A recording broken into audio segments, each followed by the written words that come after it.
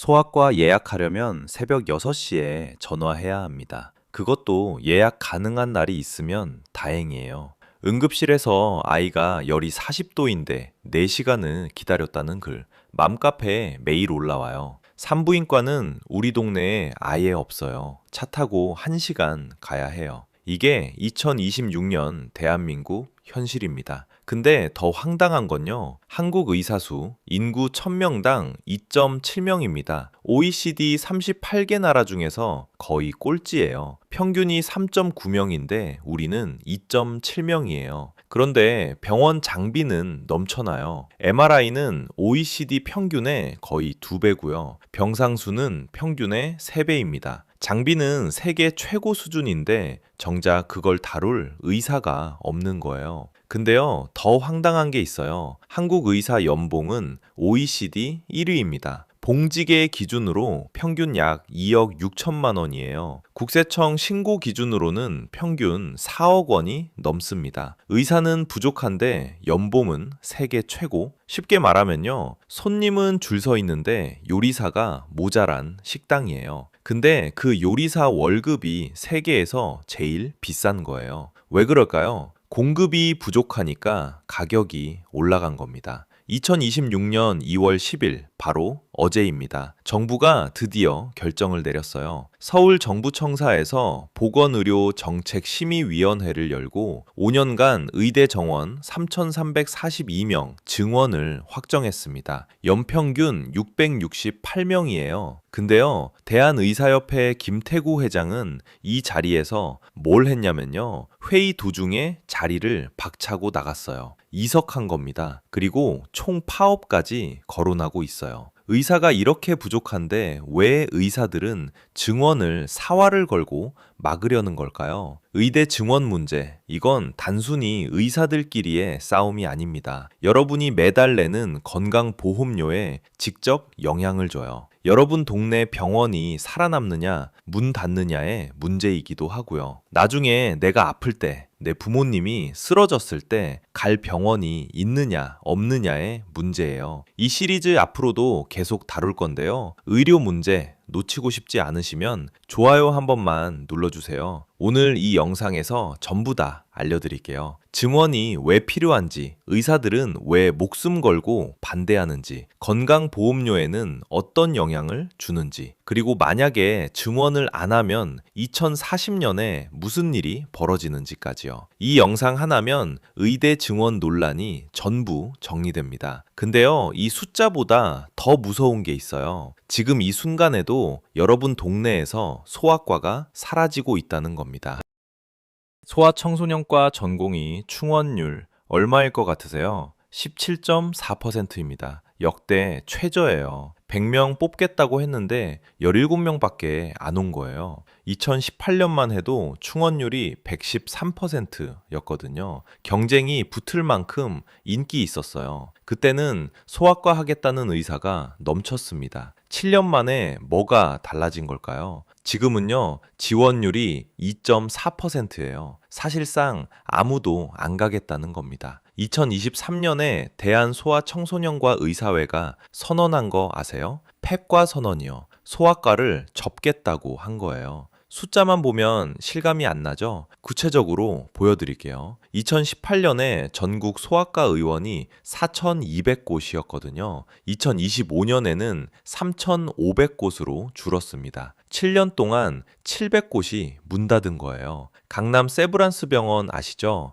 야간 소아 응급을 중단했어요. 대형 병원조차 소아과를 포기하고 있는 겁니다. 소아과가 돈이 안 되니까요. 전국에서 소아과 의원이 아예 없는 지자체가 58곳입니다. 아이가 한밤중에 40도 열이 나는데 갈 데가 없어요. 차 타고 1시간, 2시간 달려야 소아과가 나오는 동네가 58곳이에요. 서울이나 대도시에 사시는 분들은 잘 모르실 수 있어요. 하지만 지방에서는 이게 현실입니다. 아이가 아프면 부모가 직접 운전해서 다른 도시까지 가야 해요. 새벽 3시예요. 응급실 뺑뺑이라는 말 들어보셨죠? 119 구급대가 환자를 싣고 병원을 찾아다니는 거예요. 이 병원 전화하면 자리 없다. 저 병원 전화하면 해당 과 의사가 없다. 계속 거절당하는 거예요. 2022년부터 2023년까지 구급대가 환자를 재이송한 건수가 총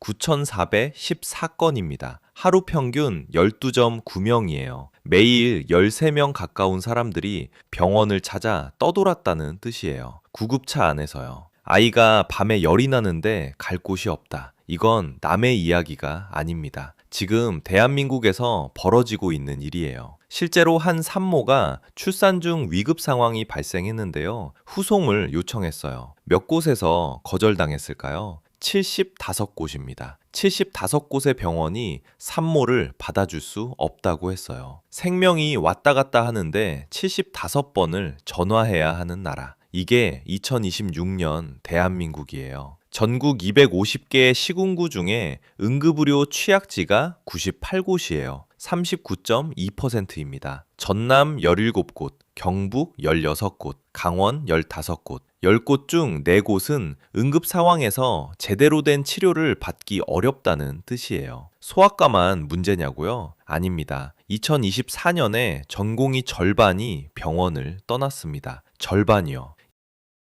2024년 전국 110개 수련병원에서 전공의만 3,531명이 일하고 있었습니다. 이 사람들은 수련 중인 의사들이에요. 대형 병원 수술실과 응급실을 실질적으로 돌리는 인력이거든요. 그중 7,648명이 사직서를 냈어요. 56.5%입니다. 절반이 넘는 전공의가 한꺼번에 병원을 떠난 거예요. 대한민국 의료 역사상 전례 없는 일이었습니다. 더 심각한 건 필수 의료과예요. 내과, 외과, 산부인과, 소아과, 응급의학과 이런 과가 왜 필수 의료냐면요. 여러분이 심장마비 오면 내과 가야 하고 교통사고 나면 외과 가야 하고 아이 낳으면 산부인과 가야 하잖아요. 이 과들에서 전공이 3,794명 중에 남은 사람이 몇 명일까요? 361명이에요. 9.5%만 남았습니다. 산부인과 전공의는 94%가 떠났고요. 내과 전공의도 91%가 사직했어요. 심장혈관 흉부외과는 어떨까요? 107명 중에 12명만 남았습니다. 전공의가 빠지니까 병원이 멈춰버렸습니다. 상급 종합병원 수술 건수가 40% 넘게 줄었어요. 예정된 수술이 줄줄이 취소됐고요. 암 수술 대기가 2달, 3달로 늘어났습니다. 응급실은 더 심각했어요. 중환자실 가동률이 급감했고요. 경증 환자까지 응급실로 몰리면서 대기 시간이 8시간, 10시간을 넘긴 날도 있었어요. 환자들은 복도에서 링거를 맞았습니다. 그럼 병원을 떠난 전공의들은 어디로 갔을까요? 사직 후 재취업한 사람들 중에 59%가 동네 의원으로 갔습니다. 피부과, 성형외과, 안과 같은 곳이요. 수술은 안 해도 되고 야근도 없고 수입은 훨씬 많은 곳이에요. 기존에 있던 상급 종합병원으로 돌아간 사람은요. 1.7%입니다. 100명 중 2명도 안 돌아온 거예요. 한 번 떠나면 안 돌아옵니다. 이게 핵심이에요. 전공의들도 힘들었을 겁니다. 36시간 연속 근무가 일상이에요. 새벽에 응급수술하고 아침에 회진 돌고 점심에 외래 보고 저녁에 또 수술. 그러고도 당직이에요. 월급은요, 수련이라는 이름으로 최저 시급 수준을 받습니다. 필수 의료과는 특히 심해요. 소아과 수가가 낮으니까 병원도 돈이 안 돼요. 이 사람들을 탓할 수 있을까요? 시스템이 이 사람들을 밀어낸 겁니다. 필수 의료를 살리려면 사람이 있어야 합니다. 응급실을 돌리려면 전공의가 있어야 해요. 근데 사람이 없어요. 떠난 사람은 안 돌아오고 새로 올 사람은 없고 수련 시스템이 무너지고 있는 겁니다. 그래서 정부가 드디어 칼을 뽑았습니다. 5년간 3,342명. 근데 이 숫자가 많은 건지 적은 건지 이게 실제로 어떻게 굴러가는 건지 한번 뜯어볼게요.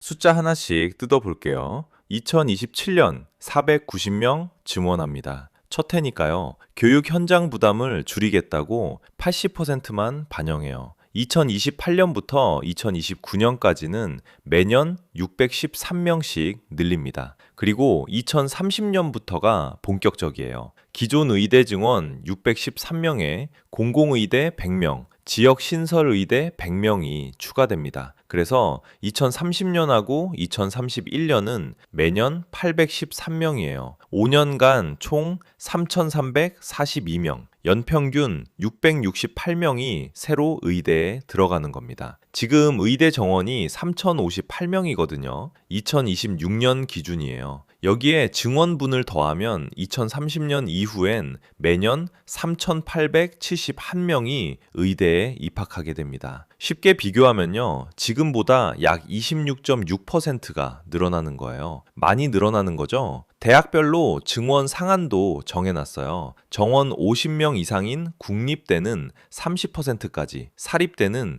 20%까지만 늘릴 수 있습니다. 정원이 50명 미만인 작은 의대는 어떨까요? 더 많이 늘릴 수 있어요. 국립대는 100%까지도 가능하고 사립대는 30%까지요. 근데 여기서 중요한 게 있어요. 이번에 늘어나는 자리는요, 전부 다 지역의사 자리입니다. 서울은 제외돼요. 서울 소재 의대에서는 한 명도 안 늘립니다. 전국 32개 의과대학에서만 증원해요. 왜 그럴까요? 의사가 부족한 곳이 서울이 아니거든요. 지방이에요. 서울은 의사가 넘치는데 지방은 텅 비어 있어요. 수도관에 비유하면요. 서울은 수도관이 굵어서 물이 콸콸 나오는데 지방은 수도관이 가늘어서 물이 찔끔 나오는 거예요. 물을 더 넣어도 굵은 데로만 가거든요. 그럼 어떻게 해야 할까요? 아예 지방에 새 수도관을 까는 겁니다. 지역 의사로 선발되면 등록금하고 생활비를 나라에서 다 지원해 줍니다. 대신 졸업하면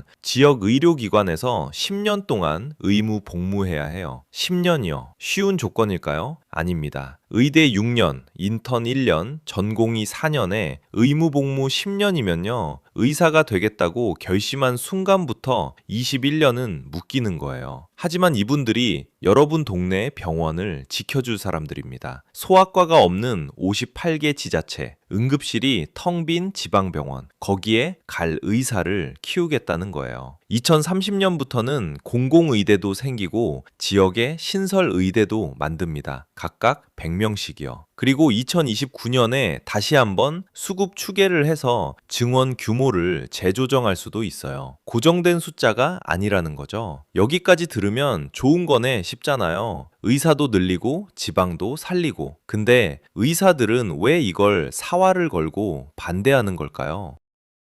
대한의사협회 입장부터 볼게요. 의협은 이렇게 주장합니다. 2040년에 의사가 부족한 게 아니라 오히려 넘친다고요. 최대 18,000명이 과잉이라는 겁니다. 정부 수급추계위원회는 최대 11,136명이 부족하다고 했거든요. 같은 미래를 놓고 정부는 11,000명 모자라다. 의협은 18,000명 넘친다. 정반대예요. 숫자 차이가 거의 3만 명이에요. 대체 누구 말이 맞는 걸까요? 이건 의사 수를 세는 기준이 다르기 때문이에요. 의협은 한의사까지 포함하면 충분하다고 보는 거고 정부는 임상의사만 따지는 거거든요. 의사들이 걱정하는 두 번째 이유는 교육 부실이에요. 더블링, 트리플링이라는 말이 있어요. 2024년에 의대 증원에 반대하며 휴학했던 학생들이 있잖아요. 이 학생들이 복귀합니다. 거기에 새로 증원된 학생까지 들어오면요. 한 강의실에 학생이 2배, 3배가 되는 거예요. 실습 기회는 쪼개지고 교수 한 명이 감당할 학생 수는 폭증해요. 전국 의과대학 교수협의회도 이미 정상적인 의학 교육이 불가능한 수준이라고 했어요. 의학교육 평가원도 실습 기회 축소를 우려하고 있고요. 세 번째 주장은 이겁니다. 의사 수를 늘리는 게 답이 아니라 수가를 올려야 한다. 근무 환경을 개선해야 한다는 거예요. 생각해보면 일리가 있어요. 소아과에 의사가 안 가는 이유가 뭐겠어요? 돈이 안 되니까요. 소아과 진료 수가가 턱없이 낮거든요. 사람을 더 뽑는다고 해서 그 사람들이 소아과에 가겠냐는 거예요. 결국 피부과, 성형외과로 또 빠질 거 아니냐는 논리입니다. 수도관이 아무리 굵어도 물이 갈 곳으로 안 가면 소용없다는 거죠.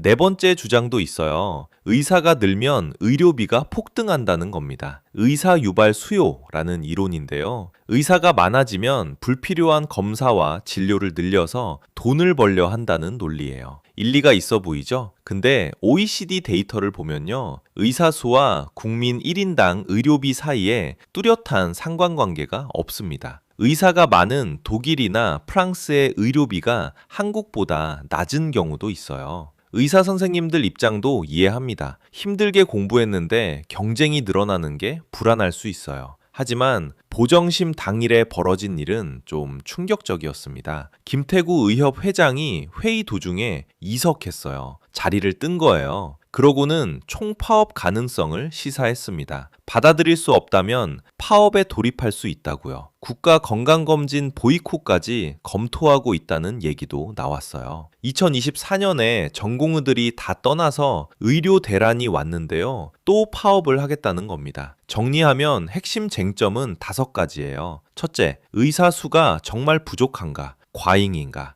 둘째, 대규모 증원으로 교육의 질을 유지할 수 있는가? 셋째, 늘어난 의사가 의료비에 어떤 영향을 주는가? 넷째, 지역 의사제가 10년 후에도 실효성이 있는가? 다섯째, 수가 인상이 증원보다 먼저 아닌가? 양쪽 다 일리가 있죠. 근데요, 숫자를 한번 냉정하게 따져볼 필요가 있어요. 한국 의사 연봉이 OECD 1위라는 사실 아셨어요? 이게 왜 중요한지 다음 장에서 알려드릴게요.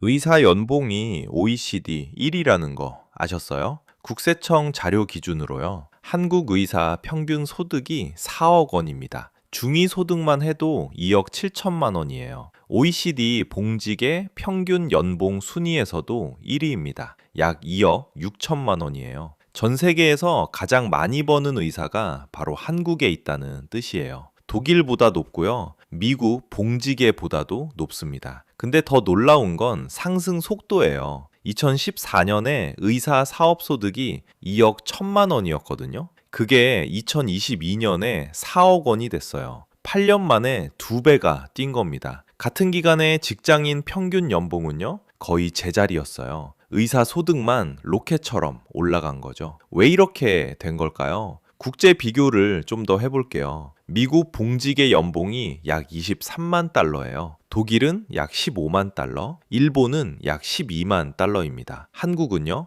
26만 달러예요. 물가를 보정해도 한국 의사가 압도적 1위입니다. 의사가 부족하면 가격이 올라가요. 경제학 기본 원리예요. 한국은 의사 공급이 적으니까 연봉이 세계 최고가 된 겁니다. 답은 간단합니다. 공급 부족이에요. 식당을 한번 떠올려 보세요. 손님은 줄을 서 있는데요. 요리사가 모자란 겁니다. 그러면 어떻게 되죠? 요리사 몸값이 올라가잖아요. 한국 의사 수가 인구 1000명당 2.7명이에요. OECD 평균이 3.9명이거든요. 70%도 안 되는 겁니다. 장비는 넘쳐나요. MRI가 OECD 평균의 거의 2배, 병상 수는 3배예요. 근데 정작 그 장비를 다룰 의사가 없는 겁니다. 의사가 적으니까 연봉이 올라간 거예요. 시장 원리입니다. 그러면 의사를 늘리면 의료비가 폭등하는 거 아니냐? 의료계에서 이렇게 주장하거든요. 의사가 많아지면 불필요한 진료가 늘어나고요. 건보 재정이 터진다는 논리예요. 근데 KDI가 이걸 분석했습니다. 2012년부터 2022년까지요. 건보 진료비 증가 원인을 쪼개봤더니요. 의사 수 증가가 차지하는 비중이 0.7%였어요. 고작 0.7%입니다. 진료비가 올라간 진짜 이유는 가격 요인이에요. 76.7%가 약값하고 수가 인상 때문이었습니다. 의사 수랑은 거의 관계가 없었던 거예요. 오해하지 마세요. 의사 연봉이 높다고 비난하는 게 아닙니다. 의사 선생님들은 정말 힘든 교육 과정을 거쳐서 그 자리에 있는 거예요. 존경받아 마땅합니다. 다만 구조가 문제라는 겁니다. 의사가 부족하니까 연봉이 올라가고요. 연봉이 높으니까 비싼 과만 가고요. 비싼 과만 가니까 소아과, 산부인과 같은 필수 의료가 무너지는 거예요. 이 악순환을 끊으려면 어디를 건드려야 할까요? 자, 그러면 이 증원이 여러분 건강보험료에는 어떤 영향을 줄까요? 여기가 핵심입니다.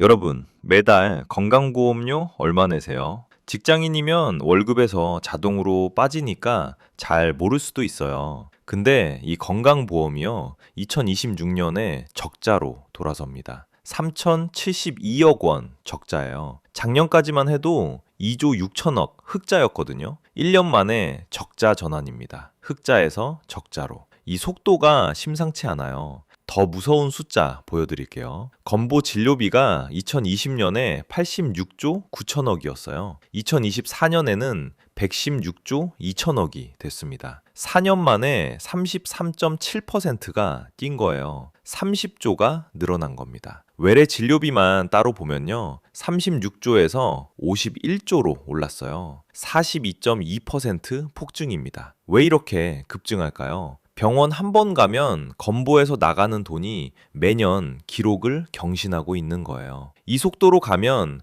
2030년에는 건보 준비금이 완전히 바닥납니다. 여기에 의료 개혁 비용이 더해집니다. 정부가 5년간 20조 원 넘게 투입하겠다고 했거든요. 이 돈이 어디 쓰이냐면요, 의대 증원 교육비, 지역의사 장학금, 필수 의료 수가 인상, 전공의 처우 개선, 비상진료체계 유지비가 한 달에 2,085억이에요. 다 필요한 돈이에요. 하나도 빠질 수 없습니다. 근데 이 돈이 어디서 나올까요? 하늘에서 떨어지는 게 아니에요. 결국 건강보험료입니다. 여러분 지갑에서 나오는 겁니다. 이게 여러분 월급에서 얼마나 빠지는 건지 한번 볼게요. 2026년 직장인 월 평균 건보료가 약 15만 원이에요. 지역가입자는 더 비쌉니다. 매년 3에서 5%씩 올라가고 있어요. 이 속도로 가면 2036년에는 월 25만 원을 넘깁니다. 10년 뒤에 건보료만 25만 원이에요. 여러분 월급에서 매달 더 빠진다는 뜻입니다. 근데 진짜 폭탄은 고령화예요. 한국이 2025년에 초고령 사회에 진입했습니다. 65세 이상이 전체 인구의 20%예요. 5명 중 1명이 노인이라는 뜻이에요. 2035년에는 30%, 2050년에는 40%를 넘깁니다. 어르신 한 분당 연간 진료비가 522만 9천 원이에요. 젊은 사람의 4배가 넘습니다. 이 어르신들이 매년 수십만 명씩 늘어나는데요. 의사 수가 그대로면 어떻게 될까요? 보험료만 내고 정작 진료는 못 받는 꼴이 됩니다. 매달 보험료 꼬박꼬박 냈는데 막상 아플 때 의사가 없는 거예요. 여러분이 매달 내는 건보료 헛돈이 아닙니다. 이 돈 덕분에 한국 의료비가 선진국 대비 저렴한 거예요. 감기 한번 걸려서 병원 가면 10,000원도 안 드는 나라가 얼마나 되겠어요. 이 시스템을 지키려면 돈도 필요하지만 의사도 필요합니다. 건보료 올라간다는 거 무섭죠. 근데요, 증원 안 하면 더 무서운 일이 벌어집니다.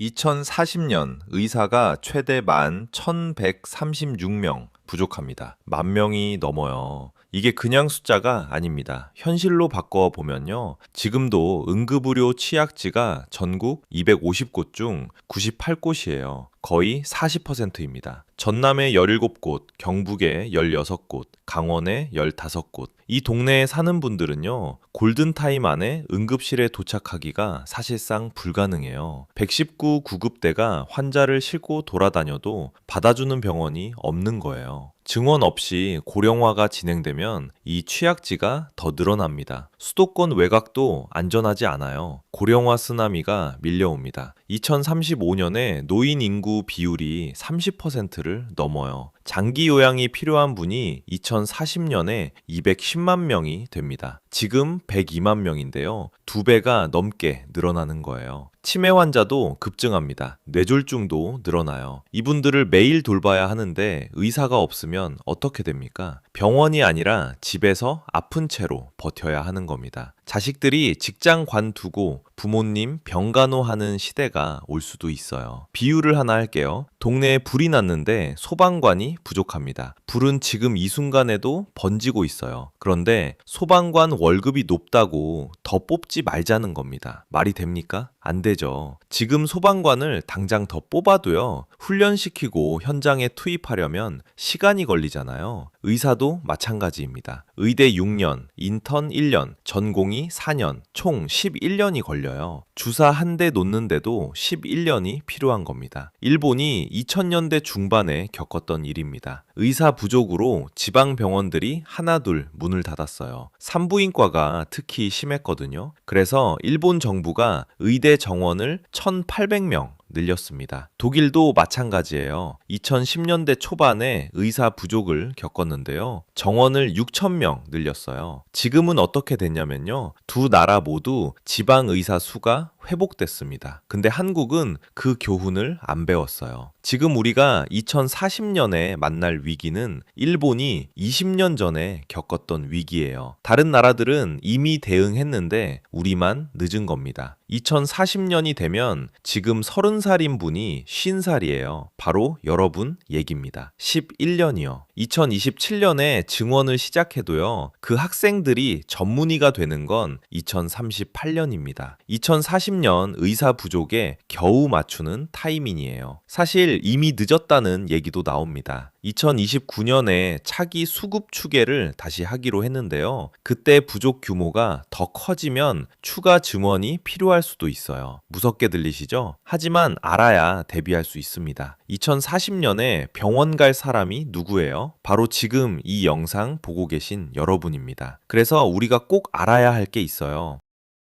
자, 마지막으로 정리하겠습니다. 이 의대 증원 사태에서요, 우리가 반드시 지켜봐야 할 게 세 가지 있습니다. 첫 번째, 의협 총파업 여부예요. 의협 회장이 보정심에서 이석하면서요, 파업 가능성을 열어뒀거든요. 2024년에 전공의 56.5%가 사직했던 거 기억하시죠? 필수 의료과에서는 90% 넘게 빠져나갔어요. 그때보다 더 큰 파업이 올 수도 있습니다. 국가 건강검진 보이콧까지 검토하고 있어요. 의약분업 파기라는 극단적 카드도 나왔습니다. 이게 현실이 되면 병원 가는 것 자체가 어려워질 수 있어요. 두 번째, 2029년 차기 수급 추계입니다. 정부가 2029년에 의사 인력 수급을 다시 분석하기로 했어요.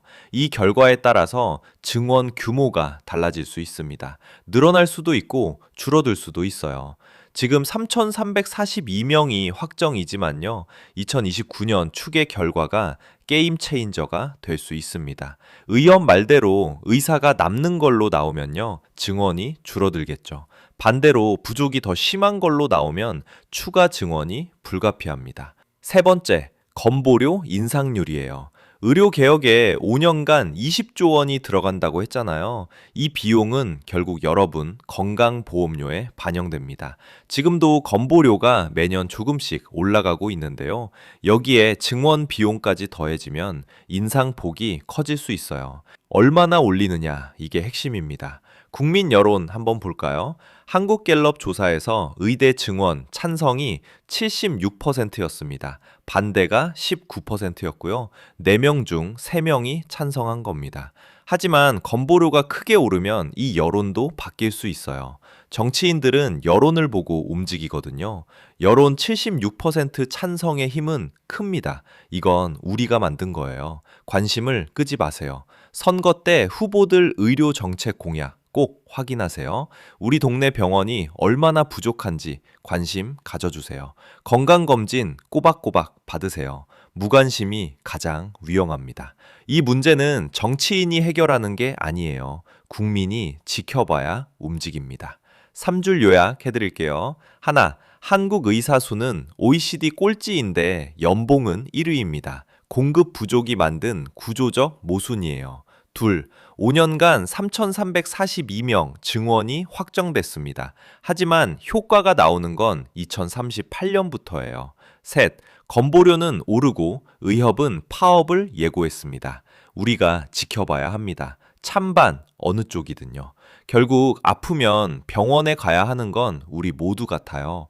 의사 선생님들도 환자를 살리고 싶은 마음은 같을 겁니다. 이 문제가 정치 싸움이 되면 안 됩니다. 숫자를 보고 구조를 이해하고 관심을 가져주세요. 다음 영상에서는 전공의 사태 그 이후를 다룹니다. 사직한 7,648명은 지금 어디서 뭘 하고 있을까요? 의대 증원은 앞으로 10년간 계속되는 이슈입니다. 놓치기 싫으시면 좋아요 눌러두세요. 다음 편에서 뵙겠습니다.